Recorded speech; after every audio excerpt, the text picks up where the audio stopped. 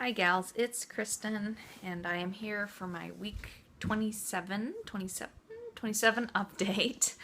I just got up from kind of a quasi nap, so I'm a little bit tired. I'm wondering why I even tried. Like the past couple days I've tried to take a nap and it's been a failure both times. Today, actually the house was quiet. Yesterday it was like kid noises. Today the house was quiet because everybody was either napping or outside, or I guess being quiet out there, but then my phone kept, ding, ding, ding, ding, ding. It's like, come on, just shut up. And it's a problem for me, especially with my phone, because I don't want to put the phone on silent because I'm on call for two births, and if somebody goes into labor, I don't want to miss that call. It's unlikely, but knowing my luck, I would put the phone on silent and then I would get called. And then I would end up sleeping for like an hour. Anyways, so at this point, one of the things that I'm looking forward to about being off call is that I can put my phone on silent so that I can take a nap. But anyways, so let's talk about, I'm 27 weeks this week. Sorry it took me a minute to remember that. But it feels like it feels way pregnant. Like 27 weeks, and I'll be 28 weeks in a few days, and that that means that this baby's coming, and it's just crazy sometimes to think about that, gosh, we're in the two digits now, so under 100 days till baby comes, and I'm about to hit, the single digits in weeks, and it's just kind of crazy to think about. It feels like it was just yesterday that I was finding out I was pregnant. But anyways, as usual, I would say that I feel pretty good. My biggest thing this week has been we've had two birthdays. We have two birthdays a week apart for my two boys, my just turned 14-year-old and just turned 12-year-old sons. And so we had pizza for both their birthdays. And I've noticed for sure that eating something like that's, if it had been homemade pizza, I don't know that this would have happened. But, it was junky pizza. And so I've had heartburn after both of those. And there was something else that we ate recently that was kind of junky stuff. And I got heartburn after that. So that's no fun. I am glad that it doesn't seem to be every time. It's definitely related to not eating the best, or really high carby, kind of, just yucky. Not yucky to eat. It tastes good when you eat it, but just afterwards, and that it's not the best food. I have goats outside my window. So anyways, so heartburn, not fun. I know that that'll probably be with me until the end. There's just never really anything that I've been able to do to not have heartburn other than have the baby. So just taking sips of water if I've got it helps, but that's basically all that I do. It's not constant, so I just kind of deal with it. The other thing, and this I think is also related to eating like junky food, is I broke out a little bit, which is, I don't like that. But again, it's just related to the icky food or lots of sugar. And then I got ice cream for Scott and I to have tonight while we watch a movie. So that's probably gonna exacerbate everything. But you know what? Every once in a while, you gotta live a little. So we our last week has just been, there's been a lot. We had a 4-H practice on Saturday for the goats, and that was probably hilarious to watch. So I'm out there with, I took an older kid with me, thankfully. Cassidy went with me and helped Galen with his goat, but I had Honor and her goat, which is a little 3-month-old. Excuse me, ladies. Like I said, I just woke up. Is a little 3-month-old goat kid, and named Snow White. Even she's kind of white and black, but her name is Snow White. And so trying to teach a clover bud, which are the little kid 4-Hers, so they would be like the equivalents of brownies or Cub Scouts or whatever, like the lowest level of your kids are. So the little clover buds, and when you're out there with an animal, you are and with clover buds, you're not just teaching the animal, you're teaching the clover bud, because they don't know what to do either. And so we've got this little baby goat and this little bitty girl, and trying to teach them to do everything, and to walk around in a circle, and to stand, and to keep your feet pointed at the teacher who's pretending to be the judge. So keep your feet pointed at the judge, and keep your eye on the judge. And it's just, and by the end, like both the kid and the kid are like, I've had enough. And I'm like, oh my gosh, I've had enough. And we're trying to go around the circle, so and the goat is not cooperating. She's like a Mexican jumping goat, and so she's jumping all over the place. And so I just pick her up, and I'm walking around the circle behind Honor, carrying the goat. And the teacher of our assistant species chair, she was playing the judge's part. She's like, just line up, because I was just so tired. So that was a lot of fun, but exhausting. And I need to get out with Galen and Honor every day and have them practice with their goats for like 10 minutes or so, and then we'll build up. But it takes so much energy. And then just the rest of the week. Sunday I went to a follow-up postpartum visit for the mom who had her baby last week.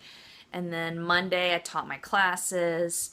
And then Tuesday we had a thing at the library for summer reading, which was a lot of fun. And then yesterday was a birthday, and we went into town to the Children's Preservation Library, which is a private library in our area, which is really lovely. But that's quite a trek, and I took all 7 kids, and then we went to a Walmart afterwards, because I really needed to go by Walmart. And I was like, I need to go while I'm in town. And then this morning I went into town alone to do appointments with one of my preceptors to just sit in on prenatals, which was cool. But now I'm like, oh, I'm so tired, and I need to do this video, and I need to record the podcast, and I need to do this and that and the other. But anyways, so it just feels like life is very busy, and I have a feeling that the next few weeks are going to end up going by so quickly, because it's summertime, so we have summer library things going on, and we have 4-H gearing up, and it's just going to go by really fast. We have the fair in a few weeks. I'm not sure how I'm going to manage to do an update during fair week, but I will try to do an update during fair week. Right now I'm trying to I've been working on gratitude and being thankful and grateful, and think positively, and I'm trying to think positively about fair, more than I will survive fair. I know that I'm looking forward to seeing the kids, that my children kids and the goat kids, I guess, and the calf and the chickens and the lamb. But at the same time, it's tiring, and even getting ready for it's tiring, because you have to make sure that everybody has clothes and their shoes look okay, and we have everything that we need for the animals, and it's just a lot. It's a lot. And then fair week itself is exhausting. But I'm trying to, it's going to be good. We're going to see the kids really shine.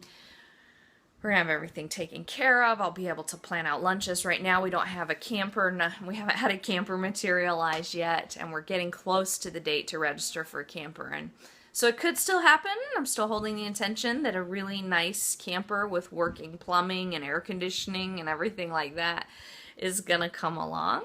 But I don't know if it's going to happen. I'll just, we'll keep waiting until that deadline passes. But if it doesn't, it complicates things for me a little bit. It makes some things easier because we're automatically at home for milking, so it makes things easier on Scott, but it gives me no home base at the fair. But we did it 2 years ago without a camper, and I think we can do it this year. It just takes planning. So I'll be able to plan that out and handle that. At 32 weeks pregnant, I'm just holding that, hold that thought. Prayer to our Father that He will be gracious to me during that week. And so there's the next few weeks are probably going to zip by with getting ready for all of that, and I'm trying to do things for the business too. I'm really happy I finally got an article I've been working on for a long time, if any of y'all saw that, because you subscribe to the newsletter, my article on baby positioning, and I finally did 3 videos for that, which I've been promising the video on using a fetoscope, on palpating your baby, and then also a video where I just used a little baby doll to model positions.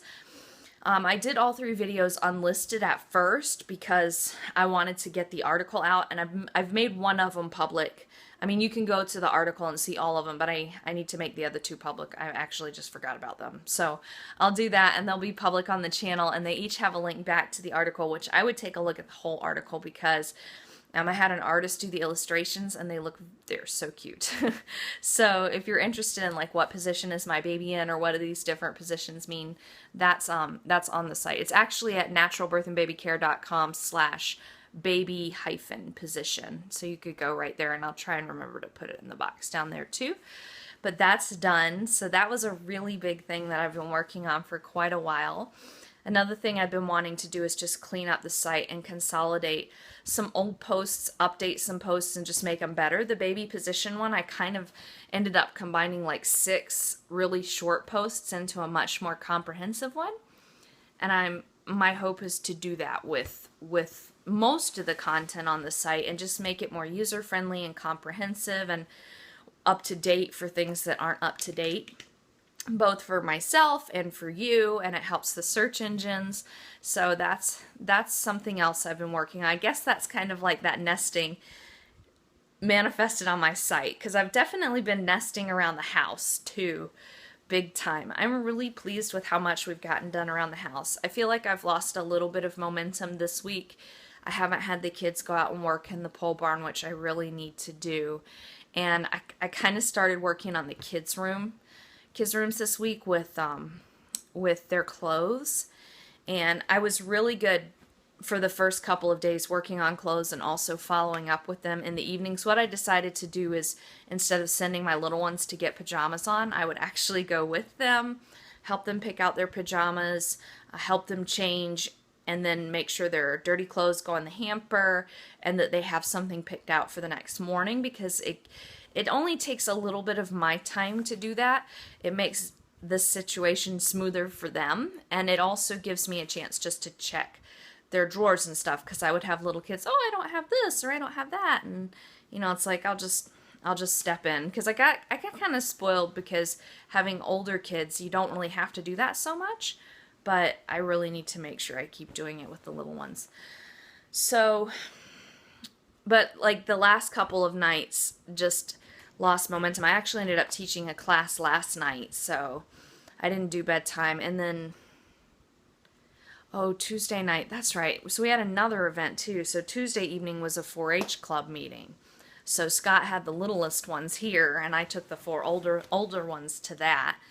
So yeah, so see, I've been so busy, I'm forgetting things. And then I took a class after I got home, because my midwifery school had a teleconference that I had to listen to. So Tuesday was exhausting. But anyways, yeah, so I lost a little bit of momentum because, I did it for 2 nights and then I didn't do it for 2 nights. But tonight I'm home, as far as I know. Tomorrow night, everything should go well. So I'm hoping to get back to that. I did a lot of work in my boys' room, I think Tuesday morning before we went to the library. Like, I actually got a broom and swept out. We have double bunk beds in there, so on either side of the room there's a bunk bed. And I actually got a broom and just swept under their beds. And I'm telling y'all this so that you understand that my life is definitely like not some high fashion, super clean fairy tale. And just swept all the junk out from under their beds. And I'm like, you gotta clean this up.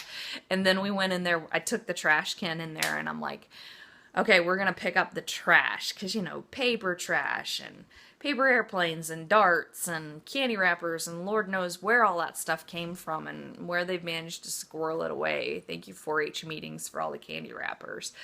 But, just throw all that away. And then we're left with these piles of clothes and stuffed animals and socks and more socks.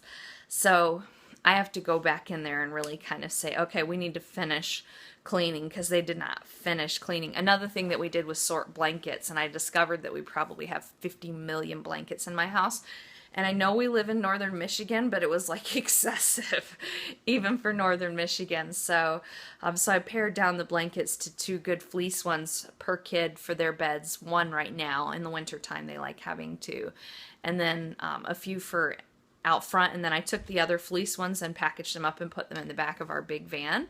Again, because in the winter time, it's nice to have blankets in the van, especially when we're taking off bulky coats to fit in car seats and stuff. And then I took a huge pile of them, like, you know, like all the old blankets that your grandma has a ton of. And I put a few up for guest blankets in case we have guests stay up, of the nicer ones. But we still, after all of that, after 7 kids getting 2 blankets each and putting ones aside for guests and filling up my van with enough blankets, fleece blankets for every family member, we still had blankets left over. So it's like, okay, those are going to go to Goodwill. They're not going to clutter up my house, because like I walk into the boys' room and their closet is like blankets coming out of the seams, and the girls' closet isn't much better, to be honest with you. So blankets are cleaned up, trash is picked up. Now little kids' clothes look good, so now I just have to stay on top of the just checking the older kids' clothes. I'm not gonna like fold their clothes and stuff. They have to do that, but I can monitor it. So definitely still in nesting mode, even if I feel like I lost a little bit of traction, which is probably because I got to their rooms, and that's like, oh, kid rooms suck. But yeah, and I don't know, y'all probably don't want to hear me carry on and on and on about it, but that's what's going on for me. You know, that's what, like, for me, this feeling, and it's been really nice because the rest of the house, it's like, I just look around and if it's messy, it only takes a few minutes to clean up. Like Tuesday night when we got back, Scott hadn't had the little ones pick up the den, and so the den was kind of messy, but it took me probably 5 minutes to pick it up, where it used to take way longer because it was way worse. So that's really nice, and it makes me feel a lot better. And I also am starting, I'm not to the point where I want to get baby stuff out yet, so I'm not like to that nesting point, but I am starting to think about baby stuff. Like I've been thinking, oh, I want to do a baby registry this time around, even though I don't know that anybody will get me anything off of it, but it's fun, and Amazon has their baby registry, so I thought I might do that. With Sadie, I actually drove to Grand Rapids, which is 2 hours south of us, and went to Babies R Us and Bye Bye Baby because they have them there, and had a day by myself. I ate at the Olive Garden all by myself and walked around and had fun and shot things with the little registry gun, just again for fun. I don't think anybody ended up buying me anything, but it was a nice day for myself. And I've thought about doing that once these 2 moms that I'm on call for have their babies. I'm not certain if I will end up doing so or not. It would need to be after fair, and we'll see what my energy level is then. We do have a mom in the practice due in August, and if I feel up to it, I might be on call for her birth, which would limit things. But, you know, I figure I can at least do an Amazon registry and kind of virtually shop online. And that's just fun. It's just fun, even if I don't get anything. We don't really need anything. So it's more just looking around and enjoying, looking at the baby things and that sort of thing. So I think I'm going to do that. That's probably the first thing that I want to do baby-wise in the next couple of weeks. Another thing I've been debating is we have all the cloth diapers pretty much that we need. We even have newborn cloth diapers that we used for Corwin and Sadie. So I'll get those out again. I'll probably start getting all the baby stuff out after fair, because after fair I'll be 33 weeks. So it'll make sense then, and I'll be getting ready for my home visit and stuff.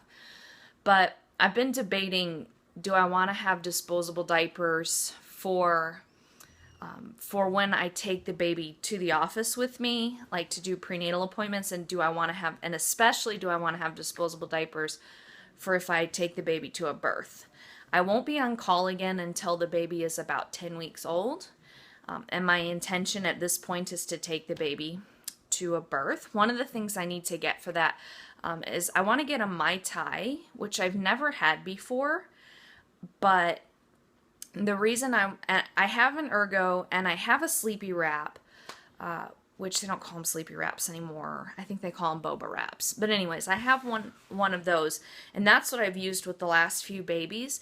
But the reason why I want to get a Mai Tai is because you can use it to put even a tiny baby on your back, because you can roll it and crisscross it under the baby so that their head is up really high, kind of like you see in like pictures, paintings of like old papooses and stuff, like the baby's head is up real high, which from what I've researched is what's, you know, that's how it can be safe to carry a very young baby on your back. And the Mai Tai also has that support behind their head.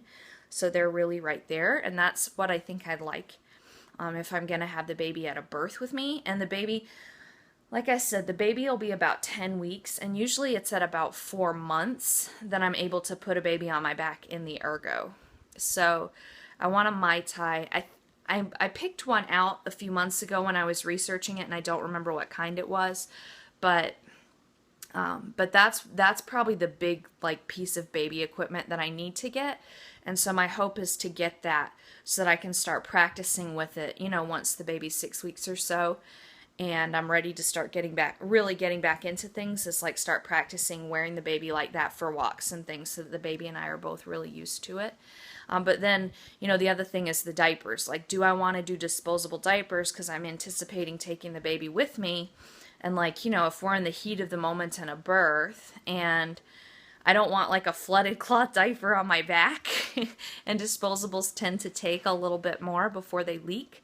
So that's something I'm debating. I haven't made a choice on that or not yet, because it's like, I don't know, do I want to buy diapers? I mean, I could like buy just a package of diapers, probably size 1s or 2s at that point for a 10-week-old, probably size 1s. Maybe size 2s. I don't remember. I've had so many kids, but we use cloth diapers so much, you know, but so I could probably buy like a package of diapers, and if I only use them for the births especially, they'll probably last. But, and also for, you know, for economy of packing, they're much lighter to pack, so they'll fit in with my birth stuff much better. But anyways, those are some of the things that are on my mind this week. Like I said, I'm starting to think about baby things, but it's still mostly just pregnancy stuff and like nesting, as in like, let me get my house ready and then I'll focus on baby ready. And I'm starting to think some like about where do I want the tub? Like, do I want it in here, which would require rearranging some stuff, I think, but maybe would be better than out there, which is where it usually is. So I'll talk about some of that stuff in future videos. But the other thing, I think I forgot to show you my belly last week, so I'm going to show it to you this week, but you only get to see like with a dress on, because I have a dress on and no shorts underneath. But I feel like I'm showing like super much for being 27 weeks along, so I'll let you judge, but I feel like my belly's like way out there. It's not way up. Let me just show it to you. But it's like poking way out, and it has been poking out, you know, because this is baby number 8, but I feel like it's seriously poking out.